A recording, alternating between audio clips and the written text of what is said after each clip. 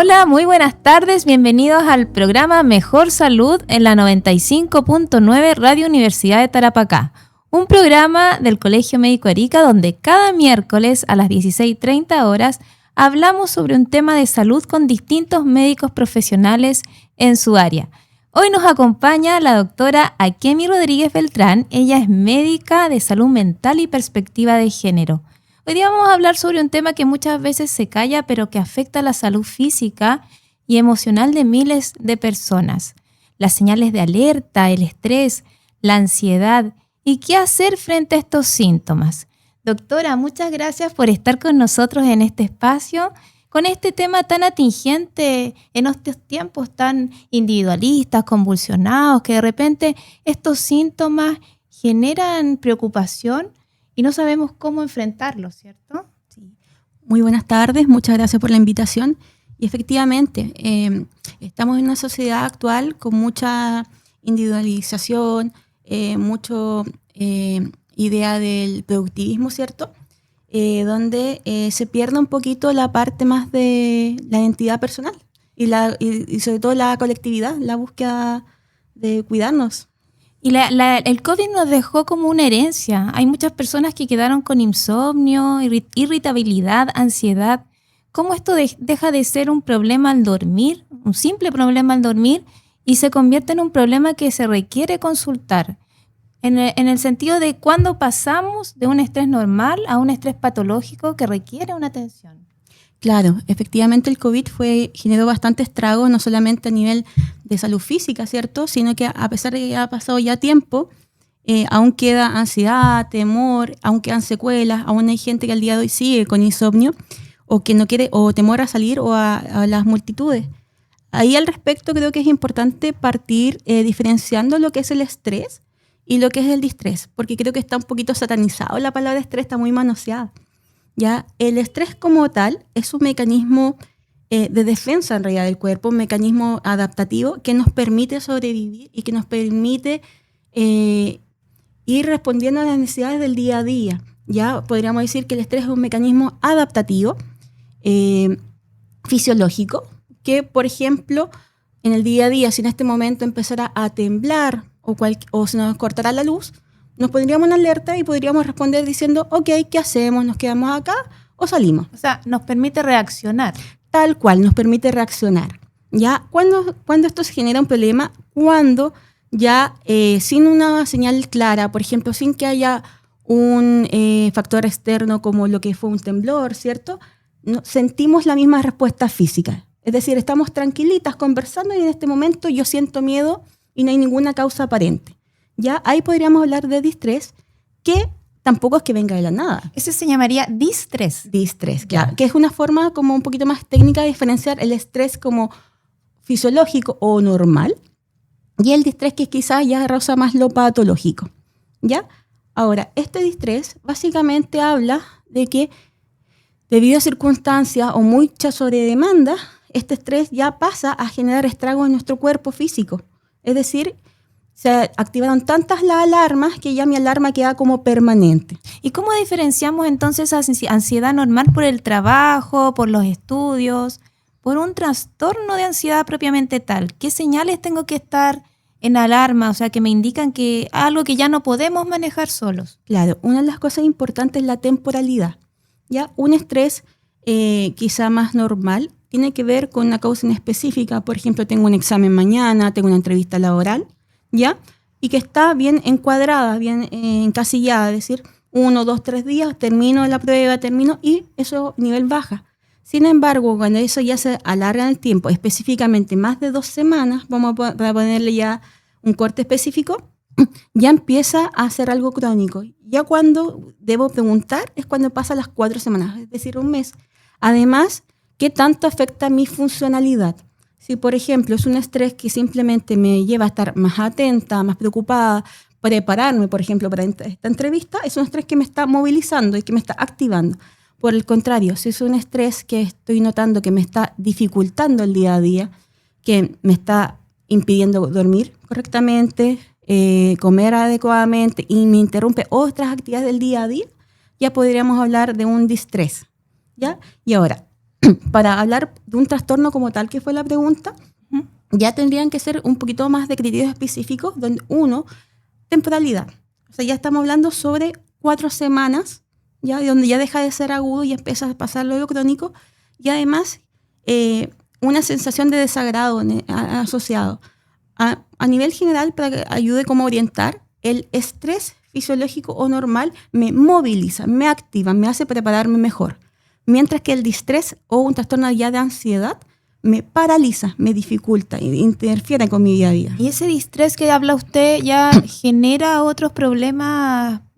Por ejemplo, dolores de cabeza, vómitos, ¿vienen asociados ciertos problemas con este distrés? Claro, podrían venir, ¿cómo no? Porque dependiendo mucho cómo responde también cada cuerpo, no todos somos iguales. Pero sí, en general podría venirse asociado a dolores de cabeza. Una persona que no suele sufrir de cabeza y de repente empieza a sentir que su cabeza está más abombada, que le palpita más, sobre todo en la zona de la sien o alrededor de las orejitas o en la frente. Muchas veces también viene asociado a malestar en la guatita, que dicen me estoy más hinchada, más inflamada, o que todo me empieza a caer mal y lo asocian a una gastritis, ¿cierto? O algo más muy normalizado en realidad, lamentablemente, que son las contracturas del cuerpo, que la gente empieza a decir me duele la espalda, el cuello, y ya literalmente lo normalizan, lo pasan como al día a día, entonces no lo dan cuenta hasta que ya están con una contractura que no puede moverse el cuello, por ejemplo. Muchas personas con depresión siguen trabajando, estudiando y funcionando en un modo automático, pero están con ciertos problemas. ¿Qué conducta o pensamientos silenciosos avisan que hay que pedir ayuda, aunque siga la rutina normal, entre comillas, ¿cierto? Claro, eso es una pregunta bien importante, porque muchas veces en en salud mental los síntomas más bien son negativos que positivos. ¿Qué quiero decir con esto? Que no se notan tanto hacia afuera, sino que se apagan ciertas circunstancias de la vida.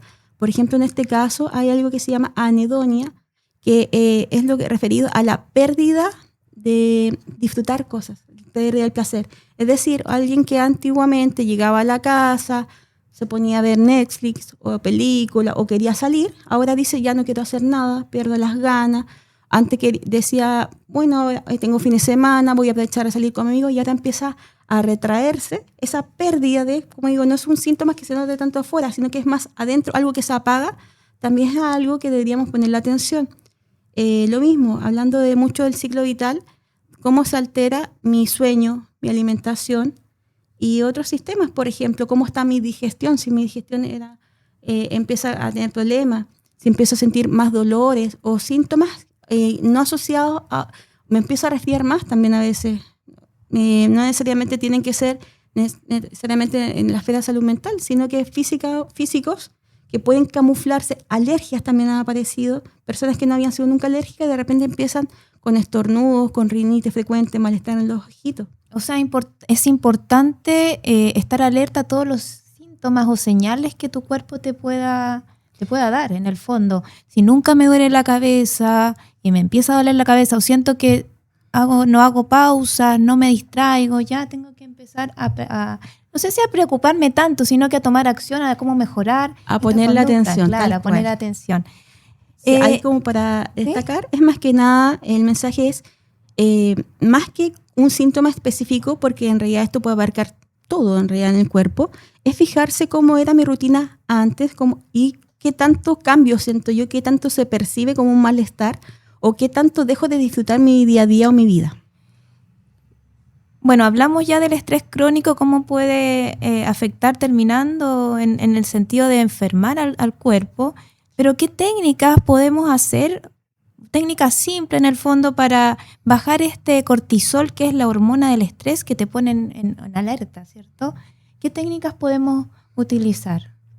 Hay algo que se llama medicina de estilos de vida, que básicamente es la medicina más antigua, ¿cierto? Que recoge el principio de prevenir es mejor que curar, ¿ya? Y ahora está renaciendo como una especialidad que recoge los principios más básicos, donde alimentarse bien, una buena higiene del sueño, actividad física, se construyen pilares tanto para la salud mental como física completa en realidad.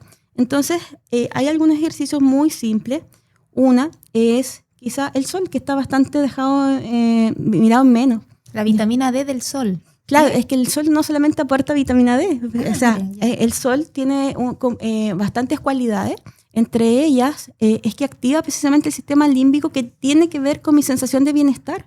Ya eso se ha visto muchas veces la diferencia geográfica entre los países más tropicales versus los países nórdicos, ¿no? Donde se ven índices más altos de depresión. Entonces, la gente dice, no, es que no me quiero quemar. Aquí en Arica al menos tenemos sol todo el año y bastan 10 minutos y tampoco significa 1 hora todos los días en la playa. Doctora, y aparte que tenemos una ciudad tan privilegiada, tenemos playa, tenemos lugares donde ir, qué bueno sería aprovechar todos estos lugares que tenemos para relajarnos, para generar otras actividades que nos permitan estar mejor. Sí, tal cual, porque las áreas verdes también han habido varios estudios que han demostrado que bajan, por ejemplo, la frecuencia cardíaca, la presión arterial, solamente estar en un lugar verde, ni siquiera estar desplazado. Bueno, no tenemos muchos lugares verdes acá en Arica, pero aprovechar el Parque Centenario, lugares así que puedan... o lugares abiertos también como la playa. Sí, también es importante. Y aparte que el sol, retomando un poquito, uno mejora lo que es la melatonina que tiene que ver con el sueño. Es eso algo poco comentado, que la melatonina...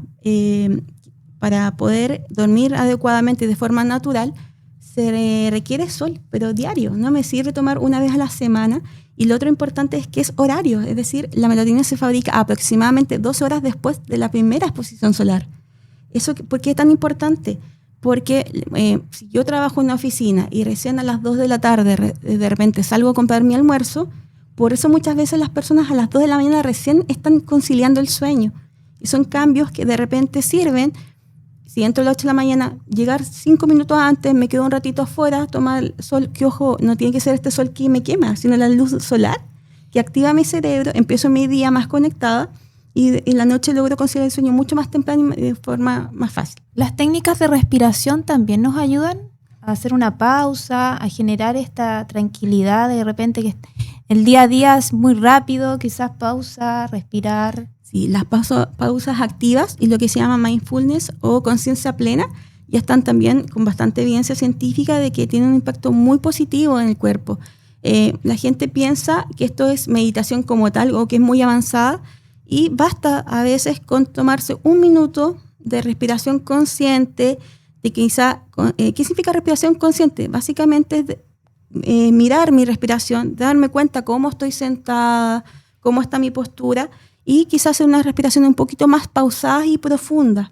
Ya eso cambia la postura de mi cuerpo y cambia mi oxigenación también. O sea, a fijarme, poner atención a cómo estoy respirando, inspirando, expirando, sentir. ¿Cierto? Tal cual, porque esa conciencia al final también se practica. Entonces, si yo lo voy ensayando todos los días, no me voy dando ni cuenta cuando lo puedo aplicar ya en un momento de estrés de forma automática. Doctora, Arica tiene tasas complejas de bullying y consumo de sustancias en nuestros jóvenes adolescentes. ¿Cómo detecto si mi hijo está con depresión o ansiedad o no lo veo normal, como siempre lo he visto, ¿cierto? Si veo que hay un cambio en él. ¿Y cómo abro ese canal de comunicación sin que se cierre? Claro, acá quizá la pregunta es ¿cómo me acerco a un adolescente sin que se moleste, sin que se cierre, sin que me pegue el portazo, ¿cierto? Claro, porque los adolescentes hay una edad en que es la edad del pavo, que están centrados en ellos mismos, ¿cierto? Es difícil que escuchen a los papás, a las mamás. Entonces, ¿de qué manera llego al adolescente? Claro, ahí lo importante quizá es cómo propicio el ambiente más adecuado, ¿ya? Por ejemplo, si yo quiero preguntarle a mi hijo cómo le ha ido en el colegio, quizá en la mesa, delante de todos los familiares, no sea el momento más adecuado porque va a sentirse expuesto a su privacidad. Generar un espacio donde de repente decir, salgamos a dar un paseo, un tecito, un helado si es que hace calor, y preguntarle de forma casual primero cómo te ha ido en el colegio, cómo te has sentido. No ser tan invasivo ni quizá tan insidioso en el sentido de preguntarle, ¿estás consumiendo algo? Porque muchas veces el niño se va a cerrar y decir que no, pero sí se puede preguntar de manera más abierta. Por ejemplo, ¿has tenido nuevas amistades? ¿Has notado algo que te haya llamado la atención? ¿Has notado diferencias, por ejemplo, con tus compañeritos que están probando cosas nuevas? ¿Has experimentado algo nuevo? Y de repente dejar el relato un poco más libre. A veces eso cuesta, porque el niño dice sí, no, y la mamá o el papá ahí queda como, ¿cierto?, en Claro. jaque. En el fondo, empatizar con el joven y ponernos en el lugar de él. Recordar que también fuimos jóvenes en Tal un momento, cual. ¿cierto? En el fondo no presionar, sino que más que nada que él se suelte a Que conversar. fluya como una conversación, claro, y quizá preguntas más dirigidas, pero no de golpe, sino que en Ya. una conversación amena, con el chico tranquilo, y también buscar las necesidades básicas. O sea, si mi joven, mi adolescente tiene hambre, no es el momento quizá más adecuado de preguntarle cómo estuvo su día a día. O si va a salir, no. Claro, ¿Con quién vas a ir? No, ¿cierto? Ser mucho Claro, más cauto y en acá eso. lo importante es que esta confianza se construye en el día a día, no es una pregunta que se haga en un día, el resto del mes no le pregunto nada, ¿cierto? Que haya una constancia. Pasamos ahora a la tercera edad, a los adultos mayores y la soledad, que es como recurrente, ¿no? Dicen los estudios que la soledad daña tanto como el cigarro, o sea, es tan dañina como el cigarro. ¿Qué impacto real tiene el aislamiento en la memoria y el corazón de los adultos mayores? Sí, bastante, la verdad. Es todo un tema porque se ha relacionado bastante con deterioro cognitivo, ya no solamente Alzheimer, sino todas las demencias asociadas. Básicamente, el ser humano es un ser social, donde requiere interacción, y básicamente lo que no se usa se atrofia. Entonces, incluso si yo no uso el cerebro, si yo no interactúo con los demás, es algo que va en menos. Entonces, acá es importante también recordar que la población en Chile y el mundo en general está envejeciendo. Entonces, cada vez vamos a ver más población mayor, ¿cierto? Ahí es importante, por ejemplo, acogerlos, integrarlos en las familias. Si tenemos un abuelito o abuelita en nuestra casa, darles tareas simples, integrarlos. De repente, que planifique los almuerzos, por ejemplo, no que cocine directamente si que sus habilidades físicas no nos permite, pero decir, ¿sabes qué? Nos ayudas a diseñar un plan semanal de los almuerzos esta semana, o ¿sabes qué? Nos ayuda a hacer la lista de compras, que te has dado cuenta que falta algo en la casa. En el fondo que sean partícipes, y para aquellos abuelitos o abuelitas que están solos, hay varios programas de la municipalidad donde Sí, pueden tal participar, cual. ¿cierto? Acá se pueden acercar directamente a la Dideco, ¿ya? Donde pueden consultar directamente cuáles son los programas activos. Muchas veces también está el club de adultos mayores, claro, donde se van realizando actividades donde hay reuniones, a veces hay actividades tipo zumba, bingo, y se van anunciando a través de las redes sociales, pero a veces los abuelitos no tienen esas redes, por eso mismo en la misma sede se van entregando y se van dando anuncios. Entonces es importante que se acerquen a la Dideco, ¿cierto? La Dideco, hay dos Dideco, el Enlace Norte y también hay una Dideco en Loa. Entonces, es importante que no se queden solos, no queden en la soledad, sino que participen en talleres, que la familia también los acoja. Claro. Y además ahí no solamente van a hacer actividades recreativas, sino también pueden consultar sobre entrega de medicamentos, ayudas sociales e integración con su CEFAM correspondiente. Doctora, ahora la pregunta complicada, ¿cierto? Difícil. Hemos visto que, bueno, reiteradamente o no está muy lejos el tema del suicidio, acá sobre todo en Arica. Si yo sospecho que un familiar, un amigo, un compañero de trabajo lo está pasando mal y que piensa en el suicidio, ¿cómo debo afrontar o acercarme? Le pregunto directo, ¿qué debo decir? ¿Y qué no debo decir en ese minuto? ¿De qué manera trato de ayudar? Claro, es muy buena pregunta y es un tema bien sensible que muchas veces la gente lo toma como tabú y que trata de evitarlo, ¿cierto? Pero no podemos tapar algo que es tan relevante, que está tan sensibilizado el último tiempo. Hay un mito grande donde dicen que hablar del suicidio lo induce, ¿ya? Pero eso ya se ha demostrado que es todo lo contrario en realidad. Hablarlo de la manera adecuada puede salvar vidas. Si, por ejemplo, da la situación de que yo tengo a alguien cercano y sospecho de que está con pensamientos suicidas, la ideal es primero intentar abordarlo de forma directa, pero con palabras adecuadas, cuidando bastante el lenguaje. ¿Qué quiero decir con esto? Muchas veces a nivel de medios se habla de intento fallido de suicidio, donde me damos igual una connotación positiva o negativa respecto a un fracaso en el intento. O sea, se está induciendo de cierta manera que no se logró. ¿Entiendes? Entonces, hay un lenguaje que hay que tener cuidado. Entonces, y lo otro, hablar del suicida, donde se le está dando la característica única a esa persona, se está anulando todo lo que es su persona respecto a una acción, ¿cierto? Entonces acá, por ejemplo, si yo siento que tengo la cercanía o la confianza, le puedo acercar y decir, por ejemplo, ¿cómo has estado? ¿Sabes que te has visto un poco más retraída últimamente? ¿Estás bien? Partir con preguntas de entrada. Y luego preguntar, por ejemplo, ¿estás pasando alguna dificultad? ¿Hay algo en lo que yo te pueda ayudar? Directamente ofrecer, ¿qué puedo hacer yo por ti en este momento? Y ya después, cuando siento que se ha abierto un poco la conversación, preguntarle, ¿ha pasado por tu mente las ganas de hacerte daño quizá? ¿O te sientes con muy baja energía, no estás disfrutando tanto tu vida? Ahí es importante también tener el tiempo, porque posiblemente la persona se me puede desbordar, puede presentar llanto, ¿cierto? Entonces tampoco la idea es hacer la pregunta y me voy. Claro. ¿Ya? Dar un espacio de contención. Y si llegas a ser el caso y, por ejemplo, pero ¿sabes qué? Yo no soy psicóloga, no tengo la experiencia, no soy profesora, no tengo como tantas herramientas, hay líneas de ayuda. Entre ellas, por ejemplo, está Fono Suicida, que está disponible 24/7 acá en Chile, las 24 horas, y el teléfono es el 4141, es asterisco 4141, donde atienden profesionales asociados a la salud mental y pueden dar orientación tanto para el paciente como tal, como para el acompañante. Ya, entonces es importante señalar que si un vecino o algún auditor nos está escuchando y no tiene los medios para ir a un psicólogo o a un psiquiatra privado, importante dar estos consejos de dónde ellos puedan llamar, acudir. Dijimos entonces asterisco 4141. Asterisco 4141. Y también explicarle a la gente, a los auditores, cómo funciona el CEFAM y el COSAM. También en el hospital regional y cuáles son los horarios para que ellos puedan acudir en el caso de tener algún problema o un síntoma. Claro. Si hay alguien que ya tenga síntomas, por ejemplo, lleva más de 4 semanas, ¿cierto?, presentando cambios en su estado de ánimo, en su ciclo de vida, en sus actividades diarias, se puede acercar directamente a los servicios de CEFAM, donde piden hora.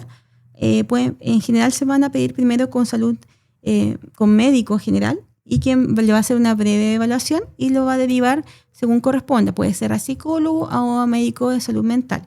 Existen también los COSAM, que son servicios especializados en salud mental, pero generalmente son derivados desde los CEFAM correspondientes.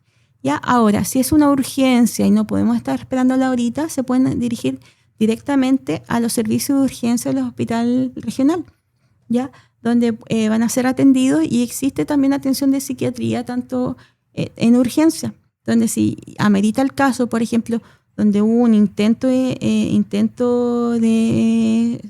suicida, pueden quedar internados y ser atendidos, y inició una terapia para después continuarla en su CEFAM correspondiente. Ahora, algo destacado es que estos números que mencionamos recién son totalmente gratuitos y confidenciales, porque muchas veces está el temor de me van a descubrir, me da vergüenza de mostrar esto. Claro, la gente no quiere saber, que no quiere dar a conocer su identidad, entonces es importante señalar que es privado, en el fondo. Es confidencial.